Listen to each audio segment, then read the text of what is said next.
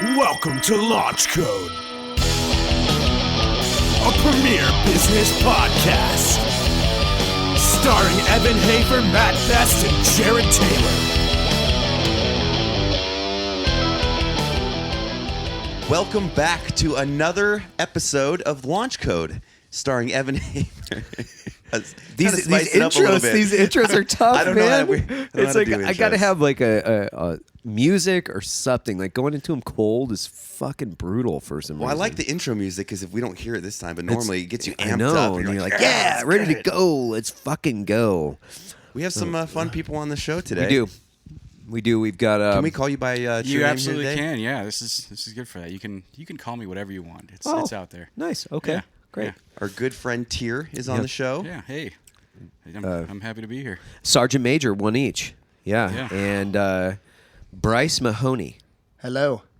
Did I pronounce that right? You did. Okay. There we Yeah. go. I mean, I figured as much. It's That's pretty good. easy to fucking. Hey, really? it's You'd pretty- be surprised how many people screw that name up. Really? Oh, yeah. Bruce, Mahoney? Brian, Breyer. Mahoney? Yeah. Oh, yeah. Mahoney. And the fact that Mohoney is Mohoney. what are you doing in Korean? Like, that was just a nightmare when I was in onion. Korea. I'm going to forget this isn't super off the wall, but I want to say now, can you give me a Darby hat or get me one? I'll buy it. Absolutely. Okay, because that's a Yeah. good looking hat. It is. It's a good I got to looking hat. spread some love Scroll on the social Factory. medias about Yeah. the awesome stuff you guys are doing. I'll send you a lovely care package. Not just the hat. Okay. Yeah. I mean, Yeah. that was what the care package was going to be. Yeah. Yeah. You know, it's just people give me so many shirts these days. I know. Like, here's No. 9 shirts. I'm like, man, I own an apparel I company. own an and apparel and company. a merchandising company too. It's okay though. I got it. So why don't you do an intro? You work with the Darby Project, Yeah. and which is an awesome Ranger Foundation who we've kind of supported throughout the years. You know, Yeah. Carl Monger and the Gallant Few. We've donated quite a few funds throughout the years, and just awesome people, good message, and yeah. Why don't you- Okay. Yeah, Bryce Mahoney, director of the Darby Project, which is the Ranger wing of Gallant Few, which is all veteran, all time frame, all branches, mentorship, transition assistance, and referral organization. Carl Monger started Gallant Few a number of years ago as a Ranger-only organization at first, and then kind of developed into all veterans, all time frames, and then over the years came back to its roots in that kind of, where Rangers typically talk to Rangers. That's where their comfort level starts. So he started the Darby Project and kind of wanted to separate it from the Gallant Few. And the Gallant Few, if I'm correct, and you can expand on it, but don't they give training and guidance to people that have transitioned out of the military with specific, like, what skill set and job profession they want to get into, kind of thing? So it's essentially Darby Project's mission and Gallant Few's mission is the same thing. It's to facilitate a successful transition from military to civilian life. Over the years, that mission statement has definitely morphed into a different, a couple different areas, kind of figuring out where we belonged in the veteran service space, because there's a lot of overlap and redundancy, from different organizations doing different things. And it was started initially as a kind of peer-to-peer mentorship organization, and that's still its roots. Our goal is still to pair a veteran up with the most like-minded veteran that they can possibly, be with, a JTAC with a JTAC, a Ranger with a Ranger, MOS with MOS, across all branches, and provide that mentorship of veterans talking with active duty soldiers about things that they can take advantage of while they're still in the military to set themselves up for success, and in kind of that, like, hey, this is the route I went down.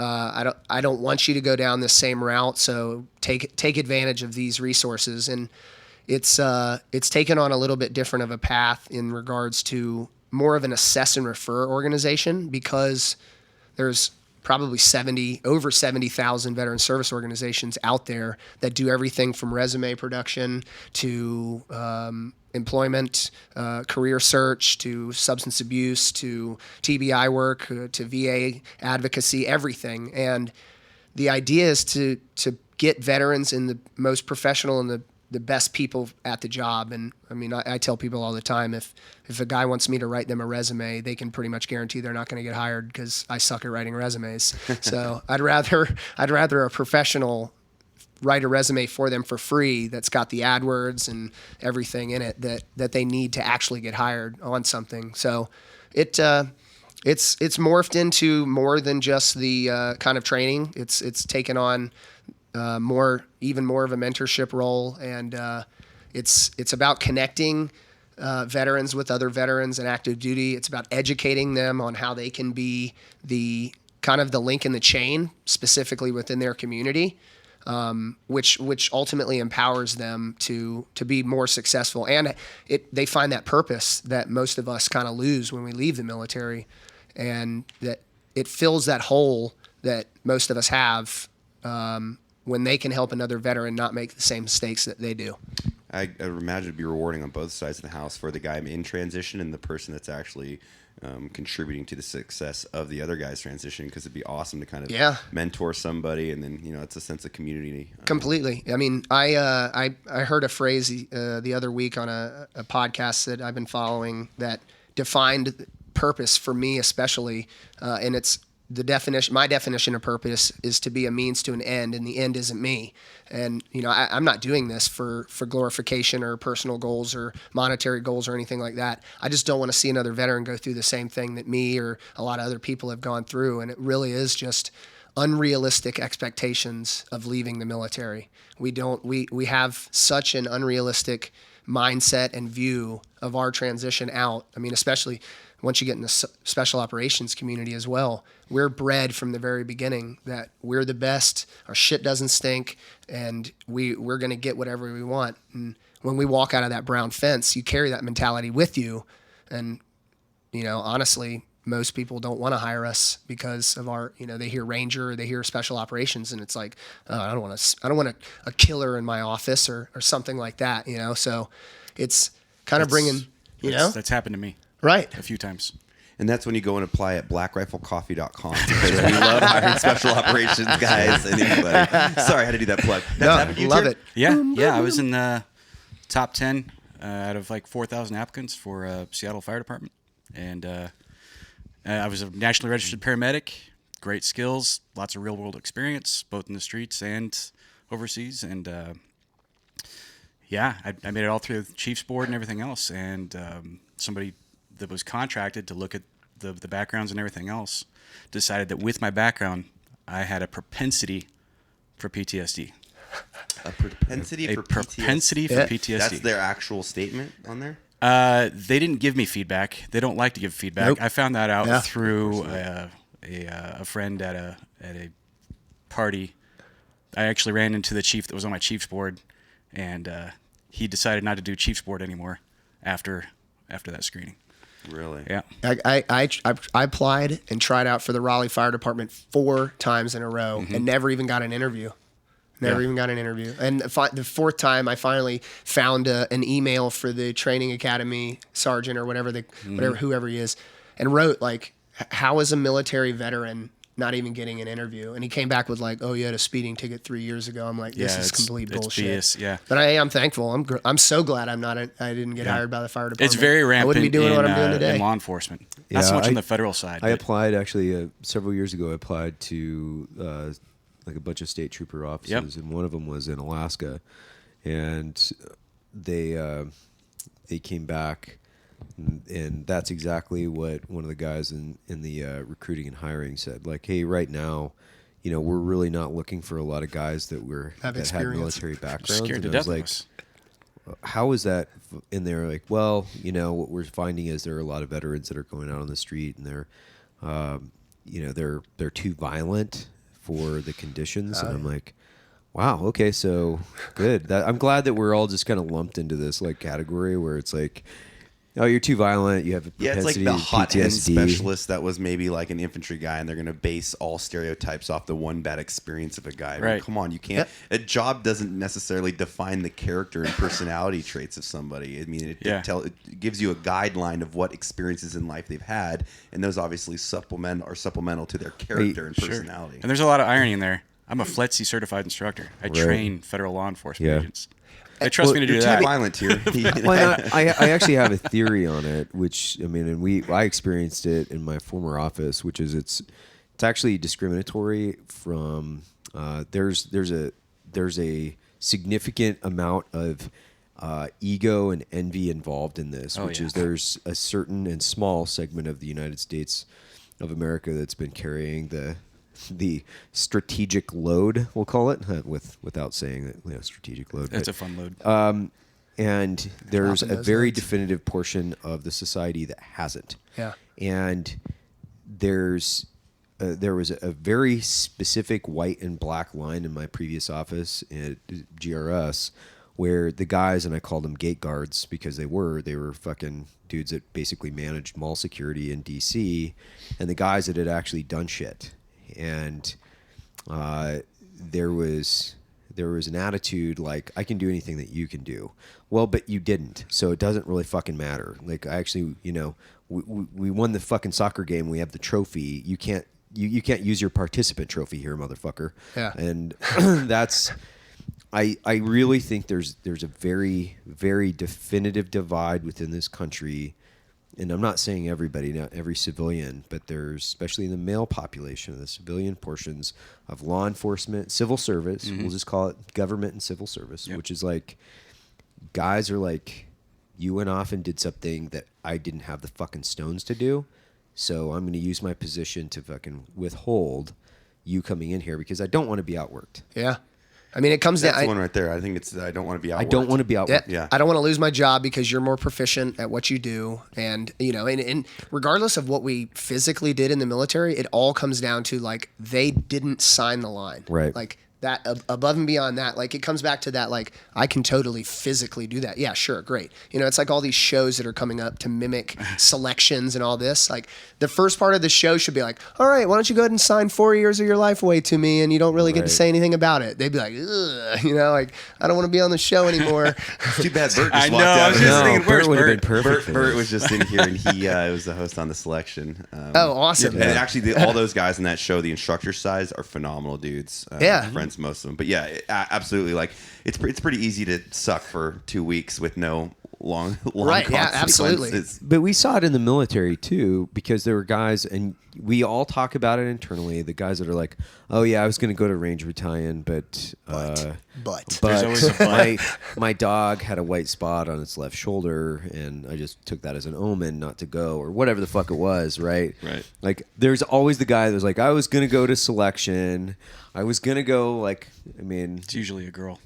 yeah, I was going to Well, go. never heard of I was it. going to go to selection. And it's just like people in general. And I don't think there's necessarily a hierarchy because everybody takes a different path in life. And, True. I honestly put that out there. Whether or not you're in special operations or you served, if you join the military, you have a certain level of respect in my book because you fucking signed it and you're serving our country.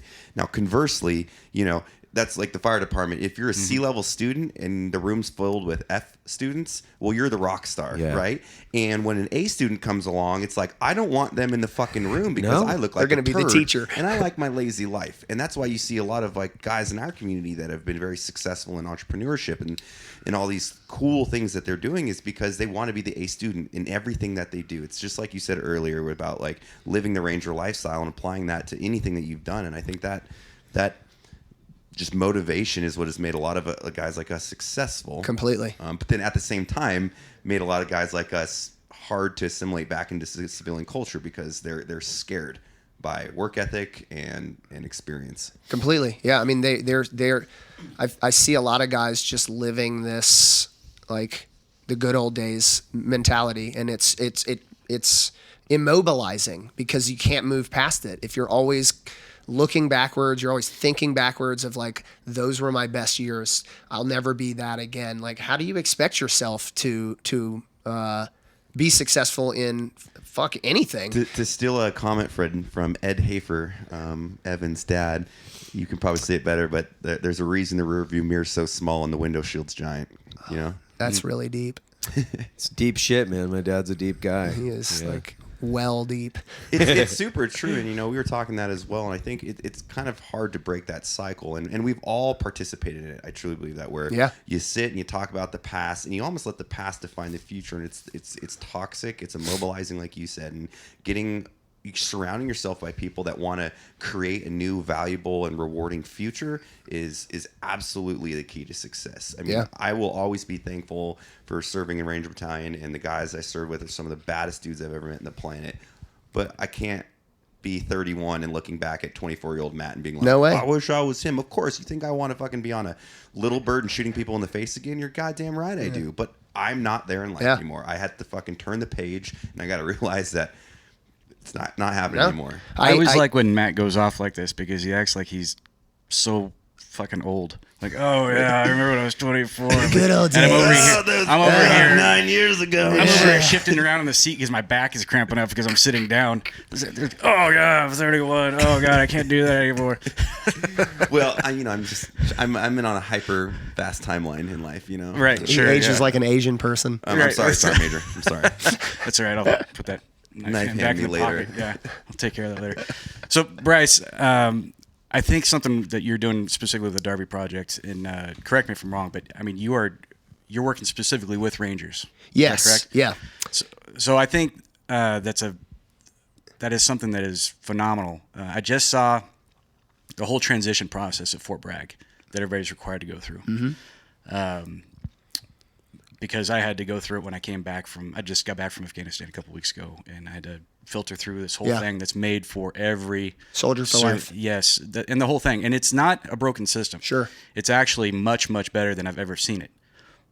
But at the end of the day, it's still not marketed or geared towards that special operations soldier. Sure. Our DD-214, aside from the Bronze Stars or whatever that's on there, still doesn't translate to anything in the civilian community unless you're going for contract work, right, or a very specific government job, where it helps your veterans' preference, right. And even then, if you don't know how to do USA Jobs keywords, you're not going to get past the algorithm to get that interview completely anyway. So I think it's really, really phenomenal that you've got that target specific. Yeah, market. I mean that's really what it is. I mean, and it's. Coming back to that Soldier for Life program, it's first identifying some things that I see as barriers for us. One, it's not the military's job to help people transition. It's a volunteer in, volunteer out organization. Their job is to train soldiers to fight wars. That's it. I mean, and then it gets even more kind of specialized when you get into special operations community. Their job is to train and win wars. If you were working at Microsoft or another company for 6 or 7 years and you walked up to your first line supervisor and was like, I don't feel like working here anymore. I'm just over it. Would you help me find a job? They'd be like, there's the door. I mean, don't you think? Like, do you think Microsoft would be like, let me stop what I'm doing and help you find a new career? Probably not. So I would say yes, but I also think that the military. I was watching a congressional hearing a couple weeks ago because that's what kind of a fucking nerd I am. Sure. And his powdered they were wig on. talking. They were talking specifically with the command sergeant majors of each one of the services, and they were trying to hold the military accountable for getting training and then certification that matches and is current within the civilian sector. So truck drivers get CDL. Oh yeah, so absolutely. Yeah. That's where I would say, hey man, I'm totally on board with what you're talking about. However, if you're going to send a soldier, I was just ready to throw down there.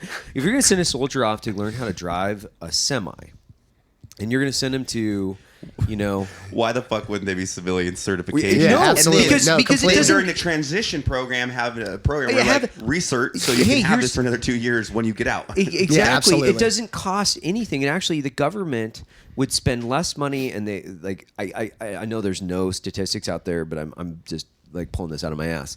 The government would spend less money in trying to continue to evolve this process if they were just maintaining the civilian sector or the certifications. And you can speak to that on the 18 Delta side. Oh, yeah. Because what they did to the 18 Delta, and the Army is the worst. Out of all the services, guess who the two worst services are? I'll give you fucking 2 guesses. Marines and Army. Yes.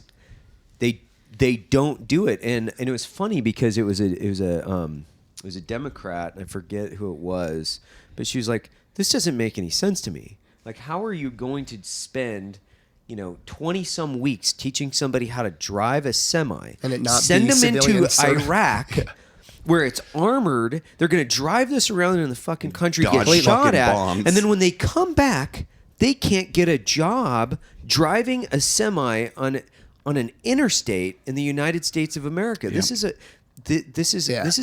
not only a catastrophe, but this is super fucked up.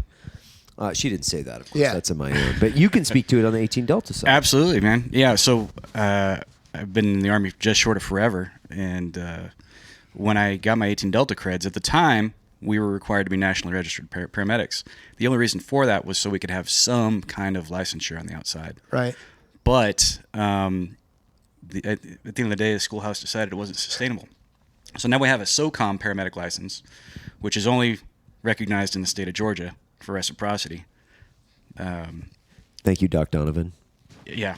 Yeah, So, that's and ridiculous. Thank you, Georgia. But yeah, there's all kinds of problems with that, and a lot of Is that real how it is now? So you can be Yeah. an 18 Delta paramedic, and then you get out, and you're essentially, I mean, you don't have that certification to practice. You've your got ATP? your ATP, which was that advanced tactical paramedic, I think is what that is. That's a SOCOM. Yeah.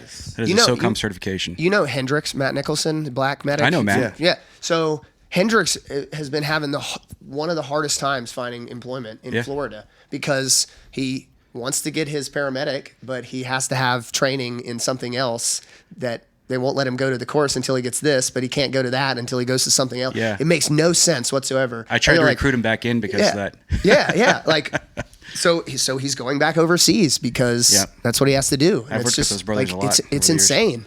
But you're absolutely right. Like this division between the military and civilian sector, we have to do something about it. And it even comes back to a leadership mentality shift as well. And that's where I'm thankful that I get to focus more on the Darby Project and Ranger Regiment specifically because it's a smaller community that we can really start to kind of dive in and test a lot of these things. And something that really stands out to me is our leadership mindset within Ranger Regiment from E6 to E7, like the squad leader, platoon sergeant, first sergeant level. It is very do what I tell you or pay the physical price. Like, and they carry that mentality out that I can get through any problem through physical activity. I can be a better salesman through physical activity. And when it doesn't work, they get very depressed. It's like, this is how I got through everything in the military. And Brute force and physical violence can overcome anything. Yeah. And having a lot of conversations with guys like Griff from Combat Flip Flop that are incredibly connected with Google and Amazon and a lot of the bigger companies, he gets the mindset shift of like, we should, as squad leaders, they should be inspiring their team leaders to focus in on that team and be more of a concentric unit as far as like, what is your game changer today to be the best rifleman? What is your game changer to be the best saw gunner? And it's like, oh, I do mag drills, I do this, I do that. And now when they leave the military, now it's what's my game changer to be the best salesperson? So they use the same leadership mindset to be the best at their civilian job that they did at their military profession. Proper planning prevents poor performance. Yeah, that's great. Yeah. But coming back to that, it's not the military's job. I think they have a responsibility to align certifications and the process that everything goes through to make it seamless. The mentorship component is so important too, because I'll use like me an example. So, when I was getting out, there was actually a lot of opportunity for things that I could have done that would have benefited me in the civilian sector. I just didn't fucking know about them. Sure. I mean, when I UTS'd, I think I had like 3 meetings that were mandatory, and there were some other programs. So, me, I was a dumb kid, and I was just like, oh, get the fuck out. So when I started going to college, I only had 19 transferable credits. That's it, right? Yeah. It was like Ranger School and like my EMT cert that went through.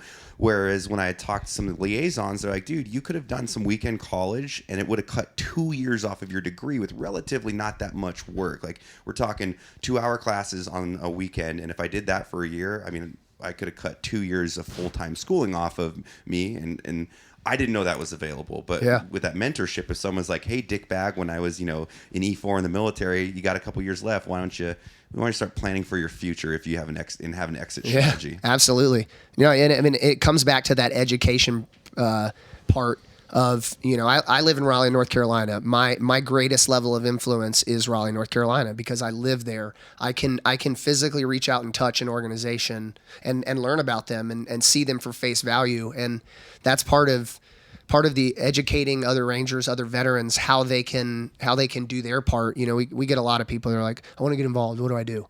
Okay, spend 20 to 30 minutes a week Googling Veteran Service Organization and your town's name, and whatever pops up, call them. Who are you? What do you do? Who do you do it for? And what does a veteran need to have or do to come use your services?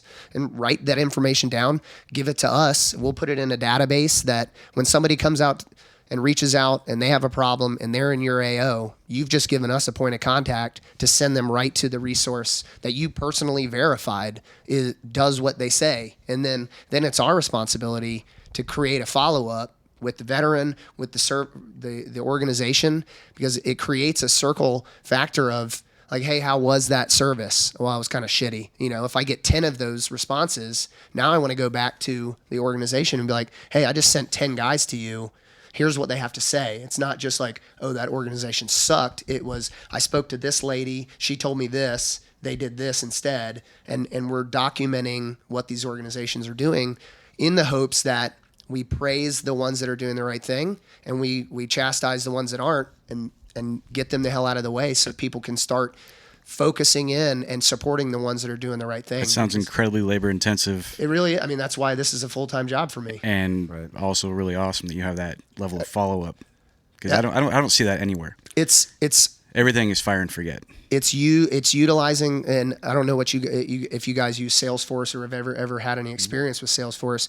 Such a phenomenal program. I actually, one of my jobs out of the military was I worked at my jiu-jitsu school, and right when I got there, right when I started working there, we had started using Salesforce, and the gym owner was like, "I don't know how to use this, so go ahead and start using this." Like, this is like a program that people spend like $3,000 to $4,000 to go learn how to just navigate the system. So like for the first month, I'm in the front of the gym just like figuring this program out, and the level of like automated workflow that Salesforce can do for us, it eliminates that fire and forget. Because if I had to physically write down like all of the follow-up appointments that I had to do for veterans, it would get lost, because you get caught up in conversation, and then when you put the phone down, you're off to something else, you forget to do it. And so you're using that with the Darby Project? Yeah, with Gallant Few, Darby Project,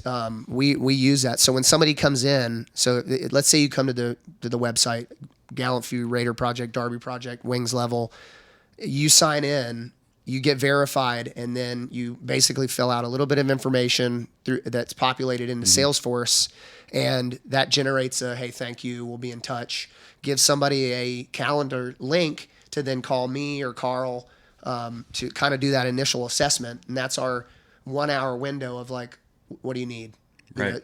In the initial part, and everything is documented right on that Salesforce account page. So if Carl in Texas wants to read up what I talked to a Ranger in Wisconsin, he can just go in his profile and be like, "Oh, Bryce already talked to him about that stuff." And it just really cuts down on a lot of confusion, redundancy, and coming back to that fire and forget mentality. Like that's the worst part about it. Like, "Hey, go have fun at that resource. Let me know how it goes." Right. And like one of the biggest resources that we're getting a lot better at it with is Warrior Heart. Like, they're doing a lot of really cool stuff. You're working with them. Yeah. I mean, we have sent quite a few Rangers to Warrior's Heart. Phenomenal. I know Jeff Cardinal. He used to work for Warrior Heart. Know Tom Spooner very well. Did you know we actually work directly with absolutely. them? We, on Black Rifle Coffee, we 100% of the profit goes that's directly awesome. to Warrior Heart. So what is that? I'm not familiar with that. It's a substance abuse program, essentially. So what they do is, you could probably speak a little better than me on it, but they're taking individuals and putting them in like a month-long camp that have addiction, and all these other kind of issues, and they just kind of reacclimate them to what life can be. Like, hey, let's just go camp out for a little bit and just involve the families with it as well. It's cool. The ranch where they're at Purple Sage Ranch, which was owned by, God, I can't remember. It's some really, really big company. They visited this ranch and basically like walked up to the house on it. We're like, we want to buy this ranch. And the homeowner was like, it's not for sale. And a year later it was donated to them. And, it is, I think the most unique part about Warrior's Heart is it is a substance abuse and PTS treatment facility for military, law enforcement, and first responders, which is unheard of across the board. And they focus on the PTS and substance abuse kind of together because they fit so a lot hand in hand. And their clinical team there just really has a great program that they've gotten dialed in to just really kind of strip the people down at the beginning and just build them up and give them the proper aftercare plan, because that's that's the worst part about it is you have tons of resources around the country where dudes can go and stay at this luxury resort for 45 days and get their substance abuse treatment, but then afterwards it's that fire and forget mentality again of like, go back to what made you drink, what made you freak out before, with no aftercare plan, nobody to follow up with. Chances are you're gonna get right back into the same mentality. And, which is crazy you bring that up, because I'm actually hopefully putting a meeting together with Tom Spooter and my good friend John Hughes, because have you heard of the Boot Campaign? I haven't. No. Okay, so it's an organization and a subsidiary of that is called the Reboot program.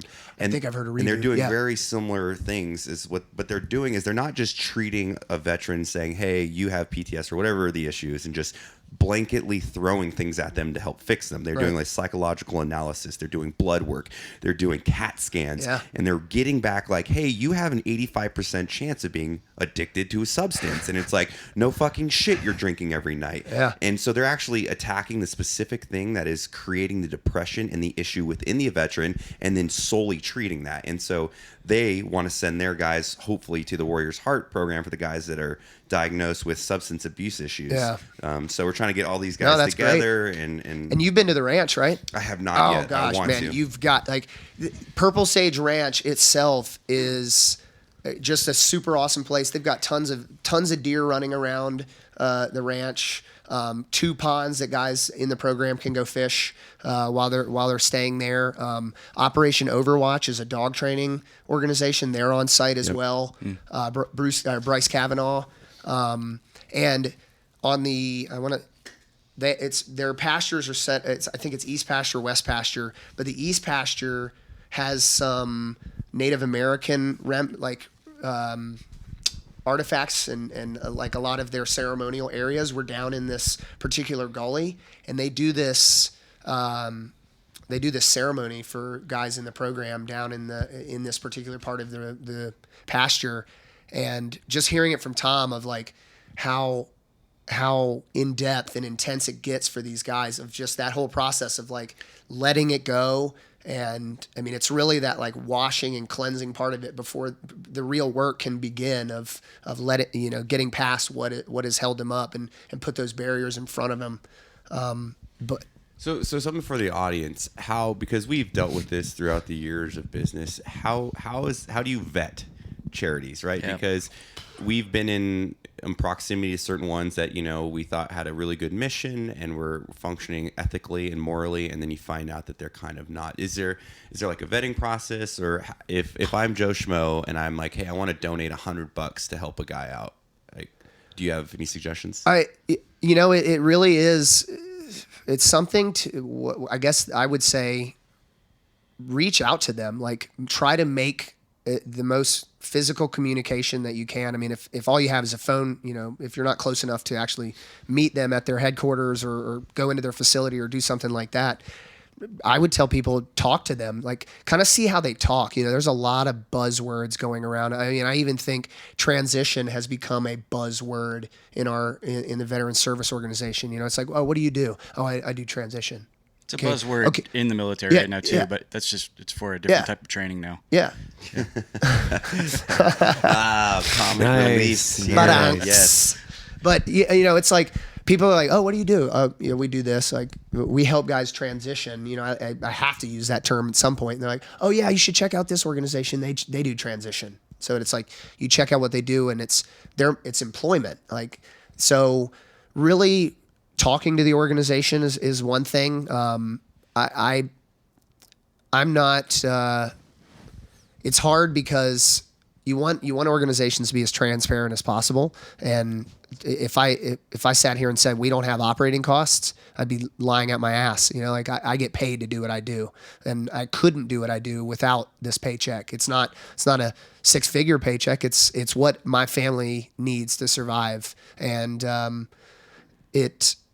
when I hear organizations say that, but that's character based too, because sure. right, people have to understand their operating costs, right? But your heart and soul is involved. Right. You're not just like, let's just take a couple weeks off and I still get paid kind of thing. And yeah. I guess that's where it'd be coming that face to face. Oh yeah, absolutely. No, and it really seeing what the organization is about. Like really, what are their reviews? If check their reviews on Facebook or their websites, and honestly, if you see reviews on a particular organization's website, Facebook message those people and ask them how their experience was. I think, especially within our Ranger community, we should have a lot more kind of connectivity in that realm, and I hope to create that with getting even more in depth with Salesforce, of creating that follow-on process to where every time a veteran. We provide a veteran a service, they're provided a survey to rate that service, and that rating is known. It's visible on the outside of they get a 1 to 5 star rating and something to say about it. And I hope it gets to the point where people are doing it. And if I get somebody that rates it 1 and they're just like, this organization sucks, I'm going to delete that review because that does nothing for us. It's the same with the VA right now. Like the first, and this comes back to like, training veterans how to properly handle situations. It comes back to like the financial assistance, like help, I'm in trouble. People throw money at a veteran, but then they go and spend the money incorrectly when they didn't need financial assistance. Facilitation and you're just perpetuating. You're continuing the problem. Yeah, like instead of addressing why the problem exists. It's online panhandling. Yeah, it really is. Like, what is that? Online panhandling. Yeah. We see GoFundMe's pop up. It's like, whoop, detach. We can't do anything with that. And I've come to the mindset that if there is a veteran that has a financial need that can't wait 24 to 48 hours for us to kind of assess the situation and hear what's going on, then no amount of money I was going to give him was going to help him, because they are too far in the shit for it to make a difference. And it's almost to the point where like this person needs to fall on their ass to really get their how bad their financial problems are affecting themselves, their family, and everything. And I'll tell you, man, it's really surreal when you lose all your money. When I got divorced from my first wife, she took everything from me, and it was like, oh, I guess it's time to start over. I guess I should try to find myself somewhere to live. Oh, this car looks great for a little while. What kind of car was it? It was a Ford Escape. Oh, man. Hybrid, it was your little hybrid Escape. Ford Escape. Yeah.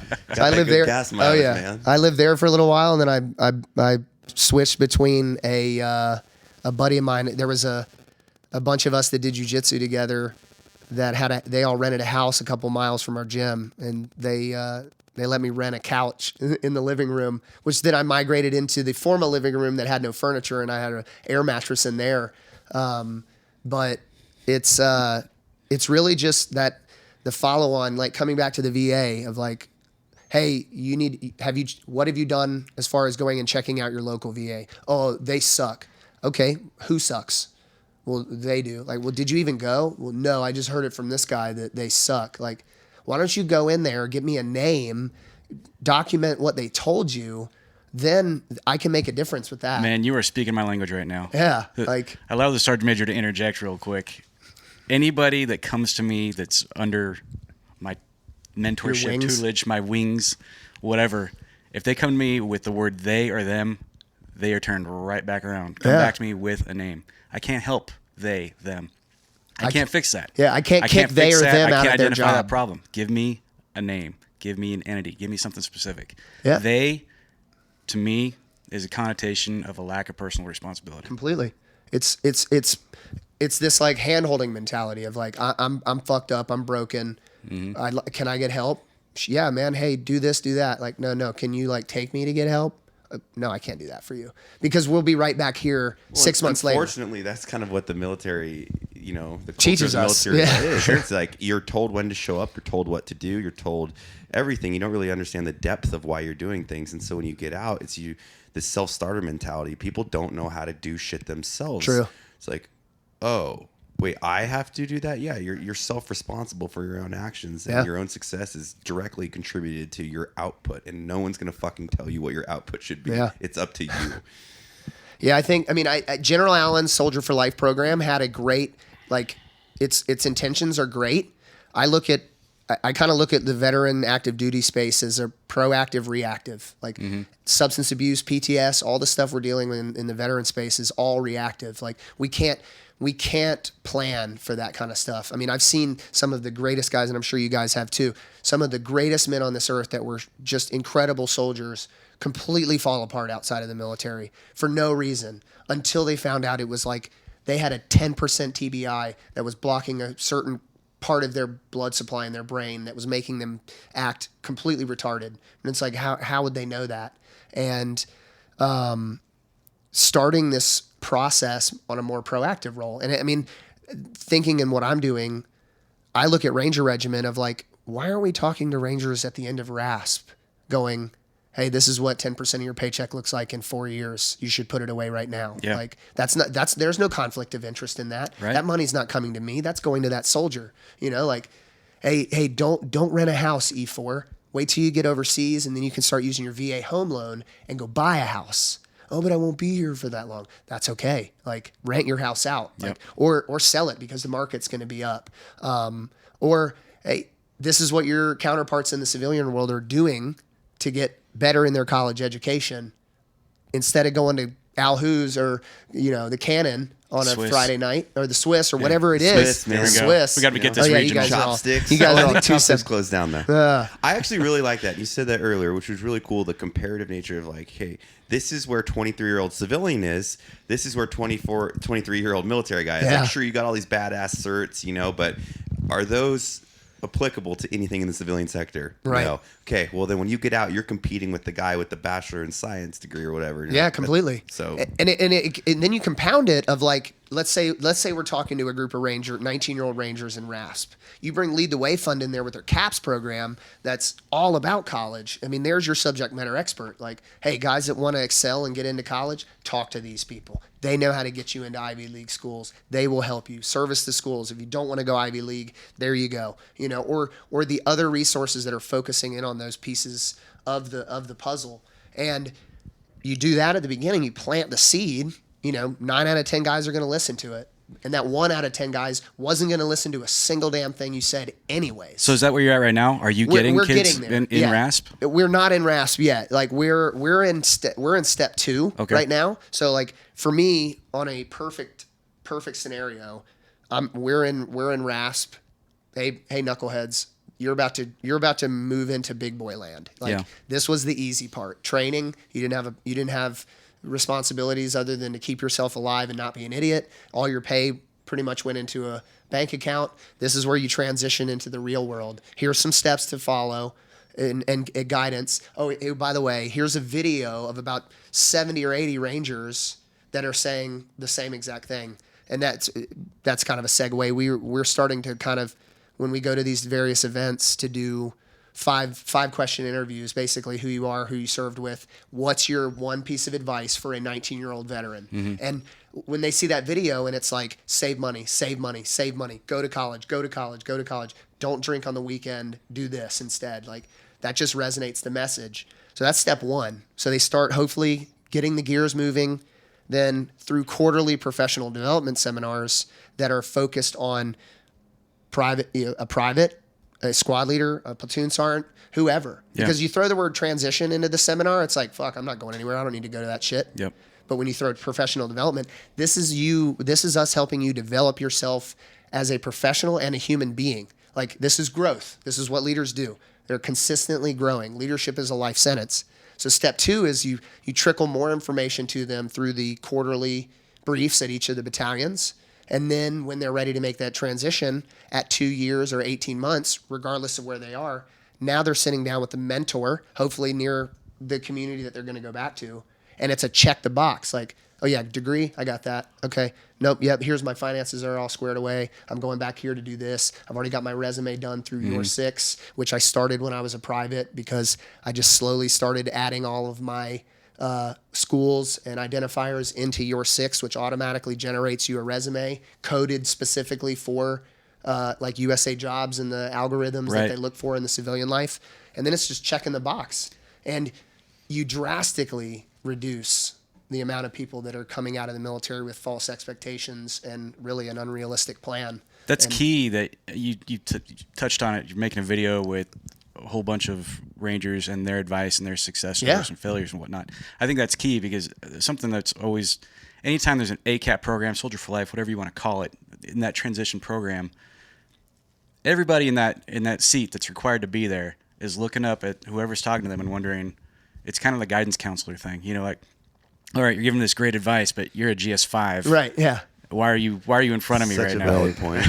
I've done that in my life where it's like, you got to go out there and succeed. I'm like, but you're a GS5, dude. Right, right. No, yeah. You're 47, so you got the wrong people for preaching the message. You're driving their gut intentions truck. are great. Correct. Sure. I don't mean it, good intentions. Just it doesn't resonate with somebody that's a go-getter. You're like, well, it's an unauthentic approach to it because you can't. Or even put it in our community. Like what can General Votel tell me about transitioning? I mean, we're on different tiers. Like, yeah, we're in the same community, but he's going to transition way different than I'm going to transition. Yeah. Well, he's already going to have a job waiting. Exactly. Right? So I mean, that's a whole other issue too. Yep. It's like there's a very definitive divide as well, where it's like you've got guys that already have degrees, they've maybe already been civilians for a while, so they actually understand what they're utilizing the military for. And if it's 4, 6, 8, however many years, they've already got a pretty good idea. Like, hey, you know what? I am if they're a little bit older, it's like I am going to spend the weekends doing get my BA, my BS, my MBA. Fuck, I knew tons of those guys, man. Like I knew tons of those guys. But the 18-year-old that does 4, 5, whatever it is, she is typically. They don't even know what the fuck being a civilian is like. They're so immature at that moment. Like, well, they're back at 18. They're starting at 18 again, basically. Completely. With a ton of they have the wisdom of like people that are much older to them in the terms of like life experience, especially if they've seen a lot of things in the special operations community gets to see. They've got all this experience. They don't have any of the credentials. Mm-hmm. And like these are check the box type shit. Yeah, it's absolutely. Check the box. And another part of this too is we'll call them the heavy hitters in the special operations community need to be more vocal about the assistance that they're getting mentally, physically. I know a lot of guys within the Ranger community that are legends within our community that get pretty extensive help, and to see somebody. To hear that from somebody like as an E4, E5, like, hey, I got help, you can get help too. That resonates so much versus E5 to E5, like, hey man, get help. Like, what do you, fuck off. Well, yeah, I mean, especially like a unit like SF or Ranger Battalion. I mean, I remember we came back from a deployment once and everybody's filling out, like the PTS thing. Did you see anything this trip that like really fucked with you? And like, one guy out of 60 had marked a box and they grabbed him and he was like the laughing stock. We're like, you fucking pussy. Oh yeah. Oh man, yeah. It's so competitive. Like you don't bleed, you don't have wounds, and all that stuff. It just, admittedly, that's the culture that it is. And it's why those units are so good. But there comes a point in time where you have to be like, okay, it's okay to actually ask for some help and some assistance. I'm thankful it's not being weak; it's actually being strong. Yeah, I mean, reaching out as a sign of strength is the realwarriors.net. It's a DoD campaign that they have going on. Like that statement is never truer. There's no more truer statement than that. Like, that is strength. Like, raising your hand and being like, I'm fucked up. Like, I don't know why I'm fucked up, but I need help. Like, I'm willing lost, to do. Right? Like, I'm lost. I don't know what the next step is in life. Like, I don't fucking know because I've never done it. and finding people that are willing to, at first it's that I'm lost moment, but especially for somebody like me that's in this industry, I'm only going to go as far as that person goes himself. Like if I provide them that information and they sit on it and do nothing, that's as far as I'm going with them. Like this is, as they say, this is not a handout. Bootstraps. Yeah, like there has to be that level of self motivation in it. They have to decide their own level of involvement in this. And I tell people all the time, like if you're not ringing my phone off the hook and like, hey, what's the next step? What's the next step? Like that's wrong to me. This is, if you're in such dire straits, this should be the only thing you focus on is getting past this. Like, what do I need to do next? And there have been plenty of people that have come to us and asked for assistance and been that way. And it just motivates me even more because they see that necessity of like, okay, I'm reaching out for help. They've given me the help. I'm being proactive in it. And they are the success stories, the ones that still have that, just that mentality that, oh yeah, you just get me what I need and I'll be okay. They're the ones still stuck in their old ways, and they become repeat customers. So for anybody that wants to read up more on the program and support you guys, where can they go for all that kind of information? They can go to gallantfew.org, darbyproject.org, raiderproject.org for the MARSOC community. Wings Level has been an Air Force entity of what we've been doing. It hasn't really taken flight yet.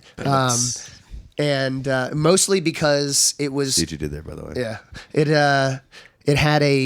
It had an all Air Force kind of mindset to it, but it wasn't going anywhere. And recently Carl connected with an AFSOC commander, and they kind of talking more.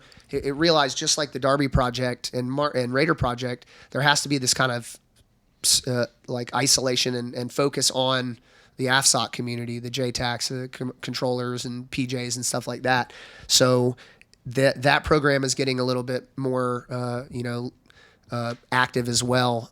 But so it's gallantfew.org, darbyproject.org, raiderproject.org, and wingslevel.org. Any of them kind of cross over to each other. If you find yourself in the wrong community, it's fairly easy to get back to that. That's how you can read up on what we do. We post everything on Facebook and Instagram. One of the biggest things that I like to do, and we strive to do specifically with the Darby Project, is any events, regardless of what organization it is. We have a community calendar that lets everybody know what's going on, because there are so many good events going on out there by Travis Manion Foundation, by Lead the Way Fund, and if you're not looking at each of their sites, you don't see this stuff. So to have a populated calendar where somebody can just look at the whole month and see what's going on, and that's kind of stage one. The hopes is that it gets a little bit more community based, so that when you click on you click on Raleigh or you click on Columbus, it will start to draw down on like, okay, this is what is here for this community. And for people that should be on the mentor side, the same thing? Same thing. Yep. We're getting a little bit better in the process of kind of starting that initial mentorship assessment. Mm-hmm.